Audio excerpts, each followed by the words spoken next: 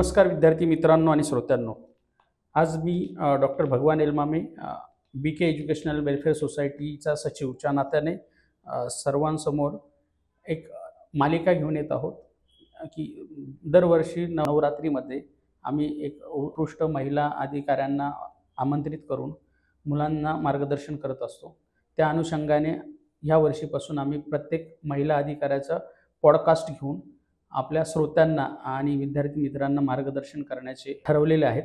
त्या अनुषंगाने आज आमच्या समवेत प्राध्यापिका स्नेहल लचके आहेत की जे आपल्या विद्यार्थ्यांना किंवा महिलांना महिला सक्षमीकरण काय असते याबद्दल मार्गदर्शन करतील.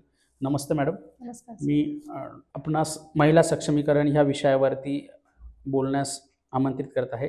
तर आमचा विषय आहे महिला सक्षमीकरण.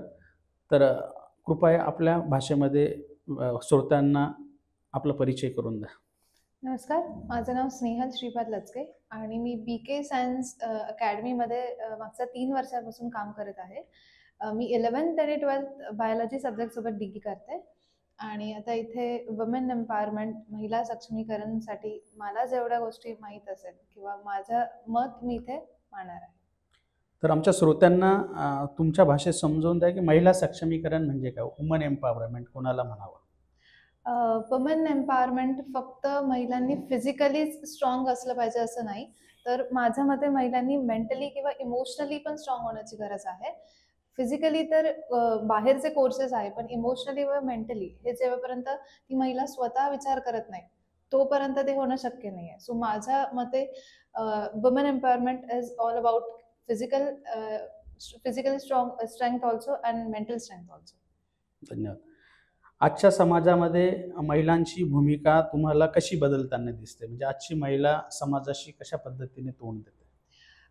महिला आता महत्त्वाची गोष्ट म्हणजे प्रत्येक क्षेत्रातच दिसायला लागल्या आहेत. मग ते डिजिटल मार्केटिंग असेल किंवा एखादा बिझनेस असेल, स्टार्टअप असेल, इथे सगळीकडे आपल्याला महिला खूप पुढे जाताना दिसत आहेत आणि त्याच्यामुळे त्या घरामध्ये पण बदल दिसतो. ज्या घरामध्ये महिला शिकलेली असते किंवा ती बाहेर जॉब करते, 4 बाहेरच्या गोष्टी शिकते आणि ती घरामध्ये पण अप्लाय करते. सो ते महिलांचं लाईफ असं रेस्ट्रिक्टेड न राहता आता ते खूप वाईड रेंजमध्ये आलेलं आहे. त्याच्यामुळे बरेचसे बदलाव हे घरगुती जीवनापासून बाहेरच्या क्षेत्रांमध्ये पण दिसायला लागले. बरोबर आहे. म्हणजे एक महिला जेव्हा शिकते त्यावेळेस स्वतः न शिकता एक कुटुंब आणि एक पिढी किंवा एक देश घडवते. हे तर बरोबरच आहे. परंतु आजच्या युगामध्ये महिलांना अजूनही कोणकोणत्या सामाजिक अडचणींना सामोरे जावे लागते आपल्या मते? सगळ्यात आधी तर जेवढा सपोर्ट त्या स्टाफकडनं मिळायला पाहिजे तेवढा बऱ्याच ठिकाणी मिळतोय.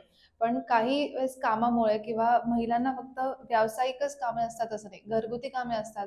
सो त्यांना हँडल करताना बऱ्याचसे मेंटल सपोर्ट, इमोशनल सपोर्ट तर आता सगळे एवढे मॅच्युअर आहे की त्यांना मिळतो.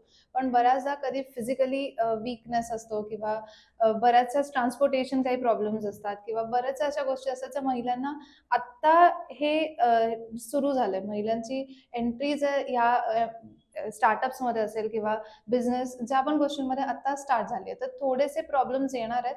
पण हां, मग तेच की फिजिकली आणि मेंटली दोन्ही स्ट्रॉंग असणं हे त्या महिलेच्या स्वतःच्या हातामध्ये आहे.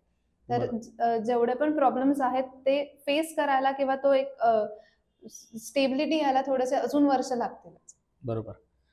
आता सामाजिक दृष्टिकोनातून आपण हे प्रश्न बघतोय की स्त्री पुरुष समानतेबाबत तुम्हाला कोणकोणते सकारात्मक बदल दिसत आहे?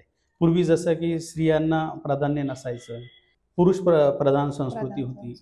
आता स्त्री पुरुष समानतेबाबत तुम्हाला काय सकारात्मक बदल? बऱ्याच क्षेत्रांमध्ये आणि स्त्री आणि पुरुष इक्वल नंबरमध्ये दिसतात किंवा तेच आता पुरुषांमध्ये पण एवढी सकारात्मकता आली आहे की ते प्रत्येक ठिकाणी सपोर्ट करतात स्त्रियांना पुढे जाण्यासाठी. बिकॉज त्यांना कळलं की एक जणाने घर चालवण्यापेक्षा जेव्हा 2 जण घर चालवतात तेव्हा ते घर अजून सुरळीतपणे चालतंय. हे कुठे ना कुठे पुरुषांनाही समजायला लागलंय आणि महिला पण ते चॅलेंजेस एक्सेप्ट करायला तेवढे रेडी झाल्यात. त्याच्यामुळे ह्या पॉझिटिव्हिटीमुळे सोशल लाईफमध्येच नाही पण त्यांच्या पर्सनल लाईफमध्ये किंवा ते जिथे पण ते काम करतात तिथे अजून त्या गोष्टींमध्ये प्रोग्रेस होत आहे. बरोबर. आता आपण जे पहिला टप्पा बघितला तो सामाजिक दृष्टिकोनाच्या अनुषंगाने ज्या महिला सक्षमीकरणामध्ये काय योगदान असायला पाहिजे, काय योगदान आहेत याबद्दल बघितलं. तर आता आपण शैक्षणिक आणि व्यावसायिक क्षेत्रामध्ये महिलांचं योगदान जसं की शिक्षणामुळे महिलांच्या आयुष्यात कोणते बदल झाले आहेत आपल्यामध्ये? कॉन्फिडन्स, सेल्फ कॉन्फिडन्स आलाय.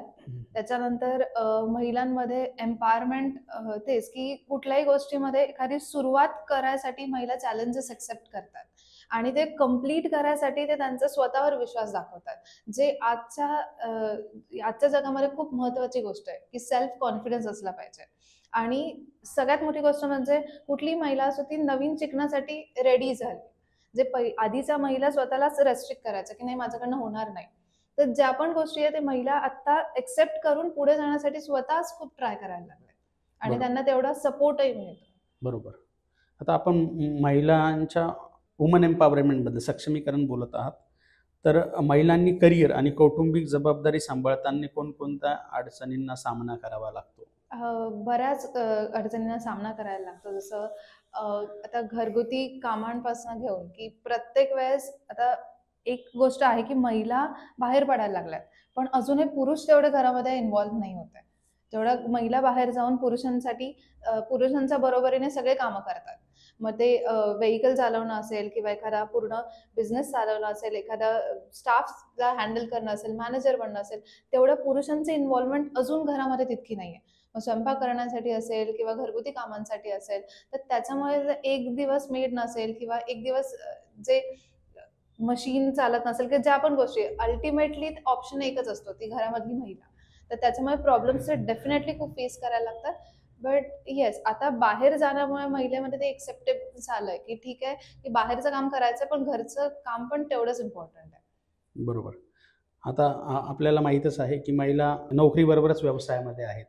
तर महिला उद्योजकतेसाठी कोणकोणत्या संधी आणि आव्हाने या महिलांसमोर उपलब्ध आहेत? बऱ्याचशा गव्हर्नमेंटच्या पण स्कीम्स आहेत ज्याच्यामधनं थोडेफार पैसे महिलांना मिळतात किंवा त्यांनी जर ट्राय करतायत तर बरेच जण त्यांना सपोर्ट करायला फायनान्शियली पण सपोर्ट करायला तयार आहे आणि बाकी जेवढ्या हेल्प करतायत ते सगळ्या साईडने तर ते करतात. तर त्याच्यामुळे सगळ्यात मेन फॅसिलिटी आहे की महिला स्वतः ट्राय करतात म्हणून त्या कुठून ना कुठून ऑप्शन्स त्यांना भेटतायत आणि सोशली पण लोक त्यांना सपोर्ट करतात.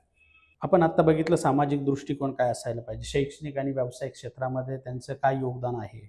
मग त्याच्या पलीकडे कायदेशीर आणि सरकारी उपक्रम महिलांसाठी शासनाने उपलब्ध करून दिलेले आहे. त्याबद्दल काय सांगाल तुम्ही? महिला हेल्पलाईन नंबर आहे 181. त्याच्याने खूप हेल्प होते. त्याच्यानंतर आत्ताचं जे आपण ट्रान्सपोर्टेशन व्हेइकल्स असतात, उबर आहे, ओला असे जे ॲप्स आहेत, त्याच्यामध्ये पण बऱ्याच सिस्टम्स त्यांनी अशा ऑन ठेवलेल्या आहेत, की ज्याच्यामुळे सेफ्टी सगळ्यांचीच असते, पण सेफ्टी महिलांना जास्त गरजेची आहे. तर ती तिथे यूज होते. खूप साऱ्या गृहयोजना असतात किंवा व्यावसायिक याच्यासाठी योजना काढलेल्या आहे सरकारने. जे आपण त्याच्याबद्दल लोकांना जास्त माहिती नाहीये. पण एकदा त्याच्याबद्दल माहिती मिळाली तर ती खूप उपयोगी होऊ शकते एखाद्याला स्टार्ट जसं काय करायसाठी. प्रत्येक जिल्ह्यामध्ये शासनाने एक जिल्हा प्राधिकरण सेवा दिलेली आहे. डालसा म्हणतात त्याला. जिल्हा न्याय प्राधिकरण सेवा, की जी महिलांसाठी, ज्या पीडित महिला आहेत त्यांच्यासाठी ते मोफत दिलं जातं. अशा अच्छा. प्रकारच्या अनेक योजना योजना आहे. शासनाने उपलब्ध करून दिलेल्या आहेत. तुम्ही एखादी प्रेरणादायी कथा तुमच्या डोळ्यासमोर आठवते का, जी महिला सक्षमीकरणाला फार धोरणात्मक बदल बऱ्याच आहे. घडवते? जसं पोलीस खात्यामध्ये आपण बघितलं तर किरण बेदी त्यांनी खूप मोठं काम केलेलं आहे. कल्पना चावला त्या वेळेमध्ये अंतराळात जाऊन आल्या. आत्ता रिसेंट आपण बघितलं सुनीता विल्यम्स एवढं मोठं ऑब्स्टॅकल त्यांच्या जवळ आलं. त्या लिमिटेड टाईमसाठी गेला होता आणि त्याच्याने ट्रिपल किंवा 4 टाईम्स जास्त त्यांना तिथे राहायला लागलं. पण त्यात तेवढ्याच पॉझिटिव्हिटीने परत आल्यात. ते आल्यावर त्यांच्या चेहऱ्यावर तेवढंच हास्य होतं जेवढं ते जाताना होतं. त्यामुळे ह्या गोष्टी जेव्हा आपण बघतो, एखाद्या वेळेस जेव्हा ह्या सगळ्यामध्ये खूप टेन्शनमध्ये आपण असतो, की हे पण करायचं, ते पण करायचं. पण ह्या अशा महिलांना आठवलं तर नक्कीच खूप इन्स्पिरेशन मिळतं. Very nice. आत्ताच आपण प्रेरणादायी कथांमध्ये वेगवेगळे नावं ऐकले. सगळ्या महिला, सगळ्या पुरुष वर्ग, पूर्ण देश जग ह्या महिलांना ओळखतं त्यांच्या कारकिर्दीबद्दल. तर त्यांच्या प्रेरणादायी कथा परत पुढील कोणत्या सत्रामध्ये ऐकायला मिळेल आपल्याला. परंतु पुढील 10 वर्षांमध्ये महिलांचं सक्षमीकरण करण्याच्या क्षेत्रात तुम्हाला कोणते बदल अपेक्षित आहे? म्हणजे पुढील 10 वर्षात महिलांनी काय करणं अपेक्षित आहे, का जेणेकरून ते आणखीन उच्च स्तरावरती कार्य करतील? अ, आता जेवढी त्यांना सपोर्ट मिळतोय, पण त्यांना तरीही प्रत्येक गोष्टीमध्ये कोणाला तरी विचारायची गरज पडते. ती पडायला पण पाहिजे, की आत्ता जेवढ्या गोष्टी महिलांना माहीत नाही, पुरुष ह्या गोष्टींमध्ये खूप वर्षांपासून आहे. सो डेफिनेटली त्यांना त्या गोष्टींचा जास्त एक्सपिरियन्स आहे. पण या सगळ्या कारणामध्ये त्यांनी त्यांची सेल्फ डिग्निटी कधीच कमी नको व्हायला व्हेरी आणि नाईस. ते एक रिस्पेक्टफुल जॉबमध्येच असायला पाहिजे, हे त्यांनी लक्षात घेऊनच पुढचे कामं केले पाहिजे. आणि बाकी जर त्या शिकतायत, त्या वेगवेगळ्या गोष्टींमध्ये पडतायत, तर डेफिनेटली त्यांनी त्या गोष्टीला स्वतःबद्दल सेल्फ कॉन्फिडन्समुळे स्वतःला पुढे नेलं पाहिजे. Very good. युवक पिढीने महिलांच्या प्रगतीसाठी कोणती भूमिका पार पाडायला पाहिजे? ज्या युवा महिला आहेत आता, युवा. त्यांनी कोणत्या भूमिकेमध्ये असेल तर जगाला त्याचा जास्त फायदा होईल? जसं आता आपण बऱ्याचदा बघतो, की खूप जण आहेत ते कंटेंट क्रिएटरला आपल्या आईला घेऊन कंटेंट क्रिएट करतात. That's a very good thing, की ते आईला जसं आमचं कुकिंग लॉकडाऊनमध्ये बऱ्याच जणांनी स्वतःच्या आईचे पेजेस ओपन केले, Instagram पेज, YouTube चॅनल्स, की त्याच्यामध्ये ते कुकिंग करतायत. तर ते त्यांच्या आत्ताची जी पिढी आहे, ती त्यांच्या आधीच्या पिढीला खूप जास्त ह्या गोष्टींबद्दल नॉलेज देते किंवा इन्स्पिरेशन देते आणि सपोर्ट करते. ही खूप छान गोष्ट आहे. Very good. महिला सक्षमीकरणाला घेऊन आपण कोणता एक संदेश द्याल, की आपल्या महिलांनी त्या संदेशाचा एक फायदा घेऊन किंवा संदेश जगापर्यंत पोहोचून त्याप्रमाणे ते वागतील? मला हेच म्हणायचं आहे, की महिला किती जरी पुढे जात असेल, तरी त्यांनी त्यांच्या कुटुंबाला तेवढंच प्रेम दिलं पाहिजे किंवा तेवढंच सांभाळलं पाहिजे, जी एक महिला खूप वर्षांपासून करत आली आहे. आणि पण त्या कुटुंबाला सांभाळता तिने स्वतःला मागे नाही ठेवलं पाहिजे. तिने नेहमी स्वतःला पुढे ठेवून किंवा सगळ्यांचा विचार करून त्यांच्या सोबत पुढे गेलं पाहिजे. धन्यवाद मॅडम. आपण Thank you so कमीत much. कमी वेळेमध्ये खूप चांगली माहिती दिली. स्नेहल मॅडमचा परिचय आपण करूनच घेतला, परंतु मॅडम खूप वर्षांपासून BK सायन्स अकॅडमीमध्ये बायोलॉजी लेक्चरर म्हणून आहेत. त्यांच्या मार्फत अनेक विद्यार्थ्यांनी नीट या परीक्षेमध्ये घवघवीत यश मिळवलेलं आहे. त्या आपल्या समवेत होत्या. BK सायन्स अकॅडमी आणि BK एज्युकेशन वेलफेअर सोसायटीच्या वतीने आभार मॅडम. धन्यवाद.